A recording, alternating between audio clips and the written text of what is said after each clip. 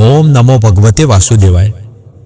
પ્રિય ભક્તજનો, આપ સૌનું હાર્દિક સ્વાગત છે આ પવિત્ર અને શુભ દિવસે। આજે છે વિજયા એકાદશી। એ એકાદશી જે જીવનના સંઘર્ષોમાંથી વિજય આપનારી, પાપોનો નાશ કરનારી અને આધ્યાત્મિક શક્તિ પ્રદાન કરનારી માનવામાં આવે છે। શાસ્ત્રોમાં વર્ણન આવે છે કે આ દિવસે ભગવાન શ્રી હરિનું સ્મરણ, જપ, પાઠ અને ખાસ કરીને ભગવદ્ ગીતા જેવા દિવ્ય જ્ઞાનનું શ્રવણ અતિ વિશેષ ફળદાયી બને છે। આજે આપણે ભગવદ્ ગીતાનો ચોથો અધ્યાય જ્ઞાન કર્મ સંન્યાસ યોગના અમૂલ્ય ઉપદેશો સાંભળવા જઈ રહ્યા છીએ। આ અધ્યાયમાં ભગવાન શ્રી કૃષ્ણ અર્જુનને એક અતિ ગુપ્ત અને પ્રાચીન જ્ઞાન આપે છે, એવું જ્ઞાન જે સૂર્યદેવથી શરૂ થઈને ઋષિઓ સુધી પહોંચ્યું અને આજે આપણા સુધી પહોંચે છે। શ્રી કૃષ્ણ અહીં સમજાવે છે કે તેઓ સમય સમય પર ધર્મની સ્થાપના માટે અવતાર ધારણ કરે છે।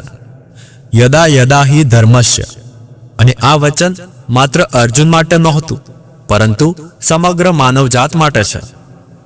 વિજયા એકાદશી આપણને બહારના શત્રુઓ પર નહીં, પરંતુ અંદરના અહંકાર, અજ્ઞાન અને આસક્તિ પર વિજય મેળવવાનો સંદેશ આપે છે। અને ગીતા અધ્યાય 4 આપણને સમજાવે છે કે સાચો વિજય જ્ઞાનથી મળે છે। કર્મ શું છે, અકર્મ શું છે અને વિક્રમ શું છે? ભગવાન શ્રી કૃષ્ણ આ અધ્યાયમાં કર્મનું રહસ્ય ઉગાડે છે અને જણાવે છે કે જ્ઞાનની અગ્નિમાં બધા કર્મ ભસ્મ થઈ જાય છે। આજે જો તમે ખુલ્લા મન અને શ્રદ્ધાપૂર્વક આ ઉપદેશોને સાંભળશો તો કદાચ તમને તમારા જીવનના પ્રશ્નોના જવાબ મળી શકે, કદાચ તમારી અંદર છુપાયેલ સંશય દૂર થઈ શકે, કદાચ આ અધ્યાય તમારા જીવનમાં એક નવી દિશા આપી શકે। તો આવો આજના આ વિજયપ્રદ અને પવિત્ર ક્ષણે મનને એકાગ્ર કરીએ, હૃદયમાં ભક્તિ પ્રગટાવીએ અને ભગવાન શ્રી કૃષ્ણના દિવ્ય જ્ઞાનમાં લીન થઈ જઈએ। હવે શ્રદ્ધા અને સમર્પણ સાથે શરૂ કરીએ ભગવદ્ ગીતા અધ્યાય 4। અધ્યાય શરૂ કરતા પહેલા જો તમે ચાહો છો કે ભગવાન શ્રી કૃષ્ણના આશીર્વાદ, તેમની કૃપા હંમેશા તમારા ઉપર બની રહે અને આ ગીતા પાઠ સાંભળવાનું તમને સંપૂર્ણ ફળ પ્રાપ્ત થાય અને તમારી બધી જ મનોકામના ભગવાન શ્રી કૃષ્ણ પૂર્ણ કરે, તો આ વિડીયોને એક લાઈક કરી લેજો અને કોમેન્ટમાં તમારી મનોકામના અથવા જય શ્રી કૃષ્ણ અવશ્ય લખી લેજો, જેથી ભગવાન શ્રી કૃષ્ણના આશીર્વાદ હંમેશા તમારા ઉપર, તમારા સંતાનો ઉપર બન્યા રહે। તો ચાલો હવે શરૂ કરીએ ભગવદ્ ગીતાનો ચોથો અધ્યાય, જેનું નામ છે જ્ઞાન કર્મ સંન્યાસ યોગ। તો મિત્રો, આ અધ્યાયને તમે લાસ્ટ સુધી ધ્યાનપૂર્વક અવશ્ય સાંભળજો। આ અધ્યાયમાં પરમાત્મા શ્રી કૃષ્ણ પોતાની દિવ્યતા, અનાદિત્વ અને ભગવાન રૂપે ધરતી પર અવતાર લેવાના ગુપ્ત અને આધ્યાત્મિક રહસ્યો પ્રથમ વખત અર્જુન સામે ખુલ્લા કરે છે। ભગવાન અહીં કહે છે કે જ્યારે ધર્મનું પતન થાય છે અને અધર્મનો પ્રભુત્વ વધે છે, ત્યારે હું યોગેશ્વર પોતે અવતાર રૂપે ધરતી પર અવતરું છું, સાધુઓની રક્ષા કરવા, દુષ્ટોના વિનાશ માટે અને ધર્મની પુનઃસ્થાપના માટે। આ દિવ્ય જાહેરાત માત્ર અર્જુન માટે જ નહીં, પરંતુ સમગ્ર માનવજાત માટે એક શાશ્વત સત્ય છે। આ અધ્યાયમાં આપણે ભગવાનના અવતારોનું રહસ્ય શું છે, સાચું જ્ઞાન શું છે, કર્મ અને જ્ઞાન વચ્ચેનું સંતુલન કેમ જરૂરી છે, જ્ઞાનની આગ કેવી રીતે કર્મના બંધનોને દગ કરે છે, જ્ઞાનથી મુક્ત કર્મ કેમ મનુષ્યને મુક્તિ તરફ લઈ જાય છે। ભગવાન કહે છે કે સાચા જ્ઞાનથી યુક્ત કાર્ય સર્વોત્તમ યોગ છે અને આ જ્ઞાન માત્ર પુસ્તકોમાંથી નહીં, પરંતુ વિનમ્રતા, શાંતિ, શ્રદ્ધા અને સત્યનિષ્ઠા જીવનથી પ્રાપ્ત થાય છે। આ અધ્યાય આપણને સમજાવે છે કે કર્મ કરવું જ જીવન છે, પણ તે કર્મ જ્ઞાનથી પ્રકાશિત થાય ત્યારે આપણે સંસારના બંધનોમાંથી ધીમે ધીમે મુક્ત થવા લાગીએ છીએ। તો ચાલો આજના આ દિવ્ય ઉપદેશોમાં ઊંડે ઉતરીએ અને ભગવાન શ્રી કૃષ્ણના અધ્યાય 4, જેનું નામ છે જ્ઞાન કર્મ સંન્યાસ યોગ, જેના પાવન શબ્દોનો આદર્શ અર્થ સમજીએ। આ અધ્યાયમાં ભગવાન શ્રી કૃષ્ણ અર્જુનને કહે છે કે એ યોગ, એ શાસ્ત્ર અને એ જ્ઞાન જેને તેઓ અર્જુનને આપવાના છે, એ માત્ર અર્જુન માટે નહીં, પરંતુ ઘણા યુગો પહેલા પણ આપવામાં આવ્યું છે। ભગવાન કહે છે કે અર્જુન, મેં આ યોગ સૌથી પહેલા સૂર્યદેવને કહ્યો, પછી મનુને અને પછી રાજર્ષિ ઈક્ષ્વાકુને। એ જ જ્ઞાન આજે તને આપી રહ્યો છું.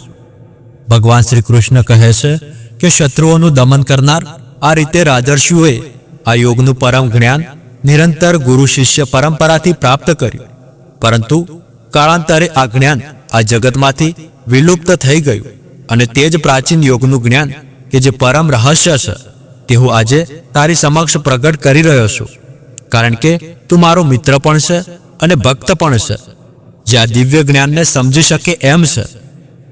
આ સાંભળી અર્જુન આશ્ચર્યચકિત થઈને પૂછે છે કે કૃષ્ણ, તમે તો મારા યુગના છો, તો તમે સૂર્યદેવને જ્ઞાન કેવી રીતે આપી શક્યા? ત્યારે પૂર્ણ પુરુષોત્તમ ભગવાન બોલ્યા, હે અર્જુન, તારા અને મારા બંનેના અનંત જન્મો થઈ ચૂક્યા છે. તું એ ભૂલી ગયો છે? જ્યારે મને એ સર્વનું સ્મરણ છે એ બધું જ મને યાદ છે. તથાપિ હું અજન્મા છું, સર્વ પ્રાણીઓનો સ્વામી છું અને અવિનાશી પ્રકૃતિ ધરાવું છું. તથાપિ આ સંસારમાં હું મારી દિવ્ય યોગમાયા શક્તિથી પ્રગટ થાઉં છું. હે અર્જુન, આ ધરતી ઉપર જ્યારે જ્યારે ધર્મનું પતન થાય છે અને અધર્મની વૃદ્ધિ થાય છે, ત્યારે ત્યારે હું સ્વયં આ પૃથ્વી ઉપર અવતાર લઉં છું. ભક્તોની રક્ષા કરવા અને દુષ્ટોનો નાશ કરવા તથા ધર્મના સિદ્ધાંતોની પુનઃસ્થાપના કરવા માટે હું સ્વયં આ પૃથ્વી ઉપર યુગે યુગે પ્રગટ થાઉં છું. હે અર્જુન, જે મારા જન્મ તથા કર્મોની દિવ્ય પ્રકૃતિને જાણે છે, તેમણે આ શરીર છોડ્યા પશ્ચાત સંસારમાં પુનઃ જન્મ લેવો પડતો નથી, પરંતુ તેઓ મારા શાશ્વત ધામને પામે છે. આ શક્તિ, ભય તથા ક્રોધથી મુક્ત થઈને મારામાં સંપૂર્ણપણે લીન થઈને અને મારું શરણ લઈને અનેક મનુષ્ય ભૂતકાળમાં મારા જ્ઞાનથી પવિત્ર થયા છે અને એ રીતે તેઓએ મારા દિવ્ય પ્રેમને પ્રાપ્ત કર્યો છે. જેઓ જેવી રીતે મને શરણાગત થાય છે તે પ્રમાણે જ હું તેમને ફળ આપું છું. હે પાર્થ, સર્વ મનુષ્યો જાણતા કે અજાણતા મારા જ માર્ગનું અનુસરણ કરે છે. આ સંસારમાં જેઓ સાંસારિક કર્મોમાં સિદ્ધિની ઈચ્છા રાખે છે તેઓ સ્વર્ગીય દેવતાઓને પૂજે છે, કારણ કે સકામ કર્મોના ફળ શીઘ્ર પ્રાપ્ત થાય છે. મનુષ્યના ગુણો તેમજ તેમની પ્રવૃત્તિઓને અનુસાર મારા દ્વારા વર્ણાશ્રમના 4 વિભાગની રચના કરવામાં આવી છે. જો કે હું આ વ્યવસ્થાનો સર્જક છું, છતાં મને અકર્તા અને સનાતન જાણ. મને કોઈ કર્મ દૂષિત કરતું નથી કે ન તો મને કોઈ કર્મના ફળની આકાંક્ષા છે. જે મારા આ સ્વરૂપને જાણી લે છે તે કદાપી કર્મ ફળના બંધનમાં બંધાતો નથી. આ સત્યને જાણીને પ્રાચીન સમયમાં મુમુક્ષુઓએ પણ કર્મો કર્યા હતા. તેથી તારે પણ તે પ્રાચીન સંતોના પગલાઓને અનુસરીને પોતાના કર્તવ્યનું પાલન કરવું જોઈએ. કર્મ શું છે અને અકર્મ શું છે, જ્ઞાની મનુષ્યો પણ આનો નિર્ણય કરવામાં મૂંઝાઈ જાય છે. હવે હું તને કર્મનું રહસ્ય કહીશ, જે જાણીને તું તારી જાતને માયિક બંધનોથી મુક્ત કરી શકીશ. તારે ત્રણેય કર્મો, સૂચિત કર્મ, નિષિદ્ધ કર્મ અને અકર્મની પ્રકૃતિ સમજવી જ જોઈએ. આ અંગેનું સત્ય ગહન અને સમજવામાં કઠિન છે. જે લોકો કર્મમાં અકર્મ અને અકર્મમાં કર્મ જોવે છે તેઓ સર્વ મનુષ્યોમાં સાચા અર્થમાં જ્ઞાની છે. સર્વ પ્રકારના કાર્યોનું પાલન કરવા છતાં તેઓ યોગી છે અને તેમના સર્વ કર્મોના નિષ્ણાંત છે. પ્રબુદ્ધ સંતો એવા મનુષ્યોને જ્ઞાની પુરુષ કહે છે, જેમના પ્રત્યેક કર્મ માયિક સુખોની કામનાથી મુક્ત હોય છે, તેમજ જેમણે દિવ્ય જ્ઞાનની અગ્નિમાં તેમના કર્મ ફળો બાળીને ભસ્મ કરી નાખ્યા છે. આવા લોકો પોતાના કર્મોના ફળોની સર્વ આસક્તિનો ત્યાગ કરીને સદા સંતુષ્ટ રહે છે અને બાહ્ય પદાર્થો પર આશ્રિત હોતા નથી. તેઓ સર્વ પ્રકારના કર્મોમાં પરોવાયેલા રહેવા છતાં કોઈ કર્મ કરતા નથી. તેઓ અપેક્ષાઓ તથા સ્વામી તત્વની ભાવનાથી મુક્ત થઈને મન અને બુદ્ધિને પૂર્ણ સંયમિત રાખીને શારીરિક દ્રષ્ટિએ કાર્યો કરતા હોવા છતાં કોઈ પાપ અર્જિત કરતા નથી. મનુષ્ય સ્વતઃ પ્રાપ્ત થતા લાભથી સંતુષ્ટ રહે છે, ઈર્ષ્યાથી મુક્ત રહે છે. તેઓ જીવનના દ્વંદ્વથી રહિત છે. સફળતા અને નિષ્ફળતા બંનેમાં સંભાવ રાખીને તેઓ સર્વ પ્રકારના કર્મ કરતા હોવા છતાં પણ કદાપી બુદ્ધ થતા નથી. આવા મનુષ્યો સાંસારિક મોહના બંધનમાંથી મુક્ત થઈ જાય છે અને તેમની બુદ્ધિ દિવ્ય જ્ઞાનમાં સ્થિત થઈ જાય છે. તેઓ સર્વ કર્મ યજ્ઞની ભાવનાથી કરે છે, એટલે કે ભગવાનને સમર્પિત કરવાની ભાવનાથી કરે છે. તેથી તેઓ કાર્મિક પ્રતિક્રિયાઓમાંથી મુક્ત થઈ જાય છે. જે મનુષ્ય ભગવત ચેતનામાં સંપૂર્ણ તલ્લીન રહે છે તેમના માટે આહુતિ બ્રહ્મ છે, હવિ બ્રહ્મ છે, સમર્પણ બ્રહ્મ છે અને યજ્ઞનો અગ્નિ પણ બ્રહ્મ છે. આવા મનુષ્યો જેઓ સર્વત્ર ભગવાનનું દર્શન કરે છે તેઓ સરળતાથી ભગવાનને પ્રાપ્ત કરે છે. કેટલાક યોગીજનો સાંસારિક પદાર્થોની આહુતિ આપીને દેવતાઓની પૂજા કરે છે. અન્ય લોકો જે વાસ્તવમાં યજ્ઞ કરે છે તેઓ પરમ સત્ય બ્રહ્મરૂપી અગ્નિમાં આત્મ આહુતિ અર્પણ કરે છે. અન્ય કેટલાક શ્રવણ તથા અન્ય ઇન્દ્રિયોને સંયમરૂપી યજ્ઞમાં હોમી દે છે. અન્ય કેટલાક ધ્વનિ તથા અન્ય ઇન્દ્રિય વિષયોને યજ્ઞ તરીકે ઇન્દ્રિયો રૂપી અગ્નિમાં હોમી દે છે. કેટલાક જ્ઞાનથી પ્રેરિત થઈને તેમની સર્વ ઇન્દ્રિયોના કાર્યો તથા તેમનો પ્રાણવાયુ મનોનિગ્રહની અગ્નિમાં હોમી દે છે. કેટલાક લોકો પોતાની સંપત્તિ યજ્ઞમાં સમર્પિત કરે છે, તો અન્ય કેટલાક યજ્ઞ તરીકે કઠોર તપસ્યા કરે છે. કેટલાક અષ્ટાયોગની સાધના કરે છે અને અન્ય કેટલાક વૈદિક શાસ્ત્રોનું અધ્યયન કરી કઠોર વ્રત ધારણ કરીને યજ્ઞરૂપે જ્ઞાનનો વિકાસ કરે છે. વળી અન્ય લોકો બહાર જતા શ્વાસને અંદર આવતા શ્વાસમાં યજ્ઞ રૂપે અર્પિત કરે છે, જ્યારે અન્ય કેટલાક અંદર આવતા શ્વાસને બહાર જતા શ્વાસમાં યજ્ઞ રૂપે અર્પિત કરે છે. કેટલાક પ્રાણાયામની કઠિન સાધના કરે છે અને શ્વાસ ઉચ્છ્વાસને નિયંત્રિત કરીને જીવન શક્તિના નિયમનમાં પૂર્ણતયા મગ્ન થઈ જાય છે, જ્યારે કેટલાક તેમનો આહાર ઘટાડી નાખે છે અને શ્વાસને યજ્ઞ રૂપે જીવન શક્તિમાં અર્પિત કરે છે. આ સર્વ યજ્ઞને જાણનારાઓ આવા યજ્ઞના પરિણામ સ્વરૂપે તેમની અપવિત્રતાની શુદ્ધિ કરે છે. જેઓ યજ્ઞનું રહસ્ય જાણે છે તથા તેમાં વ્યસ્ત થાય છે તેઓ તેના અમૃત સમાન અવશેષોનું આસ્વાદન કરે છે અને પરમ સત્ય તરફ આગળ વધે છે. હે કુરુશ્રેષ્ઠ, જેઓ યજ્ઞ કરતા નથી તેઓને આ લોકમાં કે આવતા જન્મમાં કદાપી સુખ પ્રાપ્ત થતું નથી. આ સર્વ વિભિન્ન પ્રકારના યજ્ઞો વેદોમાં વર્ણવવામાં આવ્યા છે. તેમને વિભિન્ન પ્રકારના કર્મોમાંથી ઉત્પન્ન થયેલા જાણ અજ્ઞાન માયક બંધનોની ગાંઠ કાપી નાખે છે. હે શત્રુઓનું દમન કરનાર, જ્ઞાન યજ્ઞ કોઈ પણ ભૌતિક અને દ્રવ્ય યજ્ઞ કરતા શ્રેષ્ઠ છે.